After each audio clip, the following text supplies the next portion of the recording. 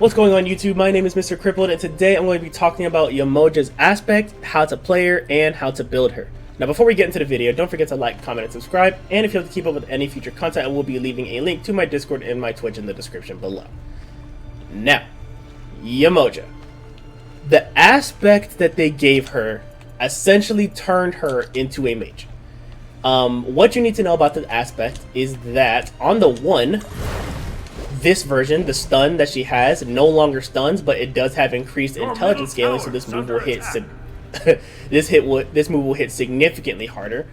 And the other change that she got with the aspect is her 2. If you've played her, you know that the 2 is a heal and it bounces between allies, giving a mini health shield and a small amount of healing. The change that this gets with the aspect is that now it does increased damage. It hits enemies and it bounces between enemies rather than allies. This also affects health shields. So think of the inverse. Instead of healing and giving shields, it takes away shields and does damage. And this move does not miss. All you have to do is hit this initial move and it will bounce between all enemies. And I think it bounces up to 7 times. We're going to test it here in a moment. But it does bounce a lot and it does a lot of damage. So, with that being said, there's a couple key points that you need to understand about Yemoja. One is her special type of mana. She does not have traditional mana like other mages. She has Omi. Now, she only gets 7 bars at the beginning, up to 10 once you hit around level 15, level 20. And all of her abilities cost a certain amount of Omi. This Omi bar cannot be increased by mana. So, building Book of Thoth, building Rada Tahuti into that, Polynomicon, any card that gives you any type of mana will not increase your overall Omi. Keep that in mind. So this character is very reliant on her Omi management. Another key thing about this character is that you can affect how quickly she gets her Omi back by building cooldowns. So if you look at the bottom right hand corner, or the bottom right hand corner of the Omi bar, you'll see a plus 0.02. That is how quickly she will regenerate. Basically, she'll base kit with no cooldowns. She'll generate about a fifth of 1 bar every second. The more cooldowns you have, the higher that number will become. There is something else that does affect your Omi generation, which again I will go over here in a moment. But keep that in mind. So the name of the game with this character is to get as much cooldowns as possible while also pumping out as much damage as possible. So with that in mind, let's go ahead and go over the build. Now, you do have some options. You can go Sands of Time to kind of help with that Omi generation if you really need it. Conduit Gem is better for the clear. Okay, better for the clear and the damage, late game and early game. Because she gets access to something that no other god can, which is 2 abilities at the start of the game, you can justify not having Conduit Gem, but keep in mind you're not gonna have the mana generation, so picking and choosing when to hyper clear is gonna be very important. For me personally, I choose Conduit Gems because the clear is just way too good, and late game Sands of Time is okay, but this game right now, it's a lot of early game pressure, so that's the card I like to go. The second card, or the first card that you really want to build, is completely up to you. If you want pen and more team utility, you're going to want to get Spirit Desolation. That way when you rotate or you get kills with your jungler, your Omi generation will actually go up. And so you can get your Omi back quicker. If you want something that's a little bit more brain dead, will affect your Omi generation immediately, and with a little bit of power, I would recommend Chronos Pendant first card as well. Either way, you're going to be getting both of these cards. You're not going to go one without the other. You're going to get both. If you're going to get somebody who has a lot of healing, the second card you should get, whether it's Spirit Deso first or Chronos Pendant first, you're going to get Divine Ruin. Again, this is probably going to be a staple card, so building this as early as possible. Probably second card is probably the best spot for it. Most characters or most gods in the game right now have some form of healing, or you're going to be dealing with some form of healing in some way, shape, or capacity, so Divine Ruin is going to be a must in most builds. And then so basically this is what your start is going to look like. Either Spear Deso first, or Chronos Pendant first, Divine Ruin, and then Spear Deso or Chronos Pendant in this slot. Now, if you don't want to go Chronos Pendant, there is an alternative that will give you a little bit more sustain at the sacrifice for a little bit of cooldowns, which is Soul Gem. You can build all 3 of these items. You're just going to miss out on some pens, so the tanks are going to be... they're going to have a field day with you. Keep that in mind. Soul Gem will actually give her a little bit more sustainability since she can spam her ability, so she can proc Soul Gem very, very quickly at any given point. Just keep in mind, your cooldowns, your Omi management is going to be very important in team fights. This can't help with survivability though, so this is a card that I can recommend. Most of your cards are going to be in the cooldown rate section. The only other card that I really build at this point for cooldowns is Totem of Death, because this does give you a lot of pen, granting you 6 penetration for 4 seconds, and it stacks up to 4 times. So you get a whopping, what, I'm bad at math, what, 24% pen for casting 4 abilities.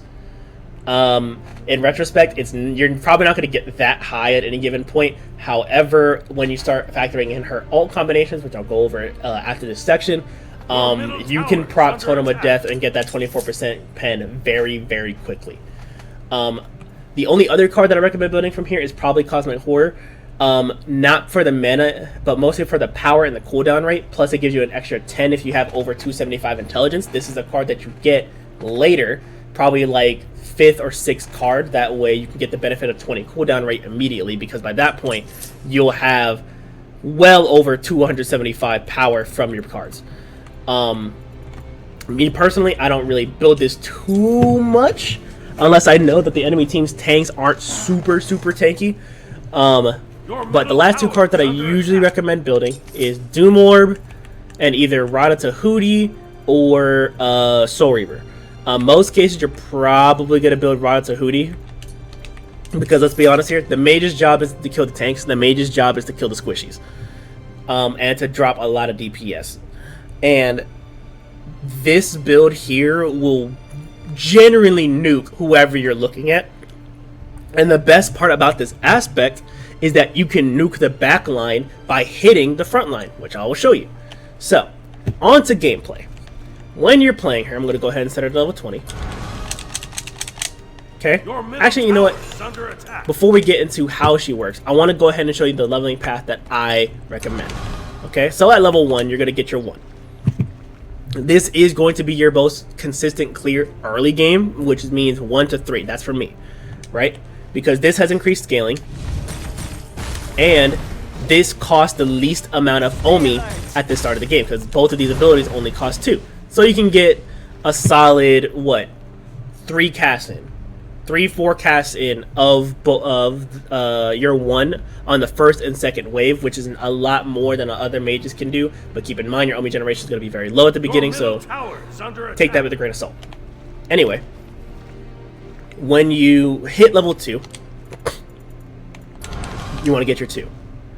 At level 3, obviously you get your 3. This is where it gets a little funny. With the aspect, once you hit level 4, I recommend focusing leveling your 2.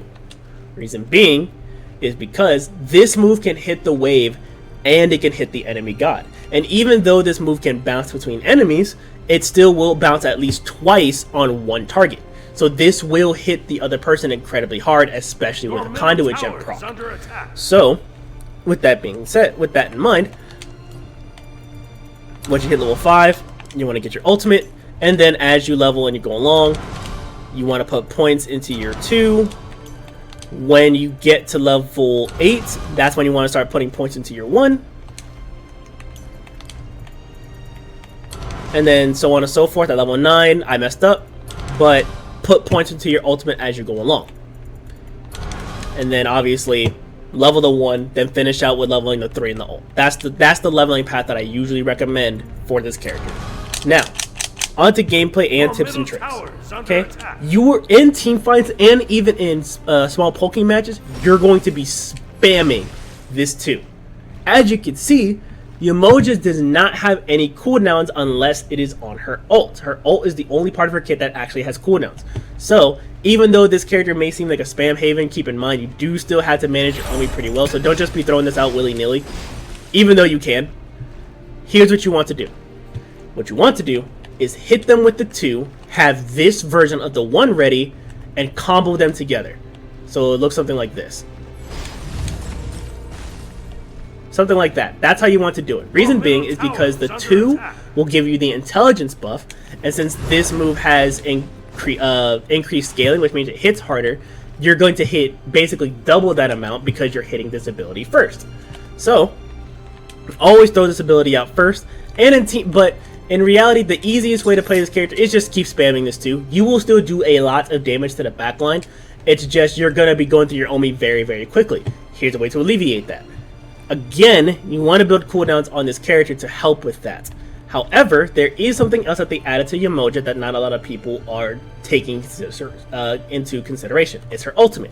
What this ultimate will do is it will give you 5 Omi off the bat and then double your Omi generation. So as you can see right now I have 0.4. If I cast this, now it's 0.9. And so basically every second I'll get a full, like almost a full or a full bar of Omi, which is going to help with her team fight capabilities very, very quickly and help you kill the person that you're looking at. So, ideally, in a team fight, you want to run in, drop as many of these 2s on somebody as possible, then ult, and then keep doing it again. That's the game plan. If you want to, you can put this little circle at the end of the ultimate. Right, let me go ahead and reset the cooldowns here. You want to go ahead and put this at the end of the ultimate. That way it's harder for them to kind of walk out of this. However, most of the time you're just going to be spamming this 2. That way you can do as much damage as possible. You can use your 1, throw in some 1s in there every once in a while, because in reality this move does hit harder than your 2.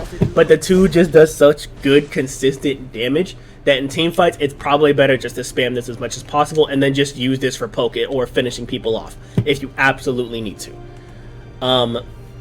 The last tip that I kind of have with Yemoja is positioning. Remember, you are now a mage. You are not a frontliner anymore. So, and unlike other mages, this move cannot go through walls. It cannot go through walls. So, actually, you know what? Let me double check. I want to be absolutely sure. I'm pretty sure it does not go through walls, but let me go ahead and test that. So I'm gonna go ahead and spawn this god bot here. 7 to 20. God bot. See? Does not go through walls. Does not go through walls at all. So, you're gonna have to be, not necessarily in their face, but you're gonna have to be in line of sight to be able to do a lot of your damage, unless you just want to throw this over the wall, which is still good. Don't get it twisted. This is still good to throw over the wall. But again, this is probably gonna be your primary damage source, because hitting this every time, or hitting this every time, with both the bounces is not going to be very reliable. So where you want to be at is kind of with the front line but directly behind them, because unlike most mages, you don't want to play from here. You still kind of want to play from right here and behind somebody who's frontlining for you. That way you can consistently get these. And the funny part about that is that you actually want to hit the tanks with this ability first.